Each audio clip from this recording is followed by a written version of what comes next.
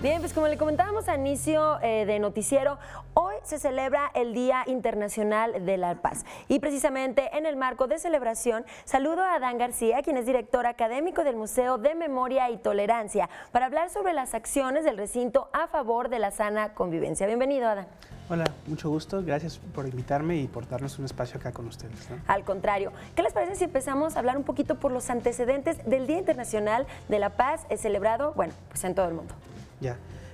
Fíjate, cuando las Naciones Unidas se crearon en el 45, veníamos de dos grandes guerras, ¿no? La Primera y la Segunda Guerra Mundial, y las generaciones que lo crearon habían vivido dos veces ese flagelo.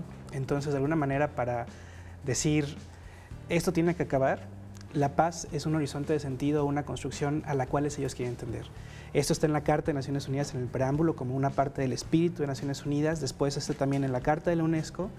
Y no es sino hasta el 81 que se declara por primera vez un año de la paz, un Día Internacional de la Paz, pero es hasta el 2001 que finalmente lo comenzamos a conmemorar o a observar una vez cada año, ¿no? Adán, uno de los museos más importantes de nuestra ciudad es justamente el Museo de Memoria y Tolerancia. ¿Qué papel desempeñan ustedes como recinto en el marco de celebración de este día? Bueno, pues primero gracias por decirnos uno de los más importantes. En una ciudad como esta que tiene tantísima cultura y tantísimos museos, es un bonito reconocimiento.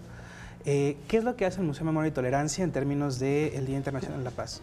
Primero, decir que la paz es una cuestión que el museo piensa como un equilibrio dinámico, como una construcción, como un horizonte de sentido, y que por ello es algo que está como en el ADN del museo, ¿no?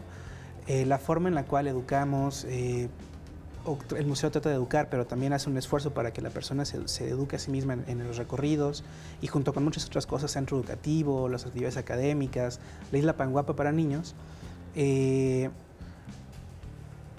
trata a la paz como algo dentro de sí mismo, ¿no? Ahora, en el Día Internacional, en términos de la conmemoración, por ejemplo, este año lo que tenemos son varias actividades, entre ellas una actividad el 28 de septiembre que es Israel y Palestina, una paz posible, un tema muy controversial, pero donde creemos que la paz es posible. Viene un especialista, el doctor Gershon Baskin. Al inicio del mes tuvimos una conferencia que se llamó Educación, de la experiencia del Holocausto hacia la transformación por una cultura de tolerancia. Tenemos cursos en el centro educativo que hablan sobre construcción de paz. Entonces, este mes es un mes nutrido en términos de que la paz es algo en lo que hay que educarnos, que hay que construir y que es un equilibrio, entonces implica que las fuerzas se mueven y que hay que estar buscándolo, ¿no? Y hay que involucrarse. En este caso, el tema, el día de hoy, de este año, pues, en este Día Internacional, son 17 objetivos y se habla del desarrollo sostenible. Ya. Fíjate, uno de los objetivos tiene que ver con una sociedad, ¿cómo decirlo?, involucrada, o una sociedad, y también en esa sociedad entran las empresas, que tienda al desarrollo sostenible, ¿no? Entonces, una de las propuestas que nosotros tenemos para construir una sociedad más justa es, por ejemplo, si el conflicto o la guerra nace en la mente de los hombres, pues entonces también en la mente de los hombres podemos educar para la paz, ¿no? Y en ese sentido, lo que el museo trata de hacer, y es una de las partes fundamentales, es vencer la indiferencia, ¿no? ¿Qué es lo que yo te quiero decir con esto? No se trata de que un estado, por ejemplo, el estado mexicano, sea pacífico con el vecino guatemalteco, ¿no? Es exacto. De uno a uno. Empieza por uno. Exacto. Yo, hombre, Adán, frente a mi otro hermano humano, también tengo que buscar la paz, ¿no? Y en México tenemos un ejemplo bellísimo de esto, ¿no? Hace 150 años ya 160 años ya alguien lo decía, ¿no? Benito Juárez.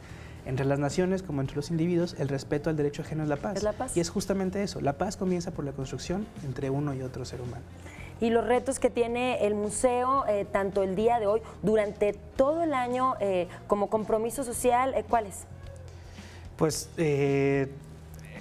tiene muchísimos retos. El reto o la labor que tenemos es que como actores sociales seamos co-constructores de la paz, de una convivencia armónica, y por lo tanto de la tolerancia, el respeto y otros valores positivos, y que generen una humanidad, valga la redundancia, más humana, es decir, que nos protejamos entre unos y otros atendiendo a que todos somos iguales en dignidad y derechos. Definitivamente. Y para próximos años, como objetivo por parte de la ONU, está, por supuesto, la paz mundial, la economía, la responsabilidad social. Y bueno, pues el Museo de Memoria y Tolerancia justamente trata todo esto en un solo recinto. Así es que hay que invitar a la gente para que vaya, ¿no? No se lo pierda. De verdad que es uno de los museos más interesantes de la ciudad. Sales con una mente totalmente cambiado, puntualmente con un estilo diferente de pensar, con una forma de pensar diferente.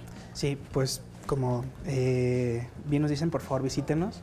Es interesante que en los planes de educación pública y en la educación en general no nos hablan sobre inclusión, equidad, diversidad, el valor de la diferencia, el otro y yo. Entonces eso es algo que el museo sí toca, ¿no? Por favor, visítenos, síganos en redes sociales, en Facebook, Museo de Memoria y Tolerancia, en Twitter, Museo Meet. Y bueno, pues estamos abiertos de martes a domingos. Muy bien, Adán. Bueno, pues muchísimas gracias por visitarnos.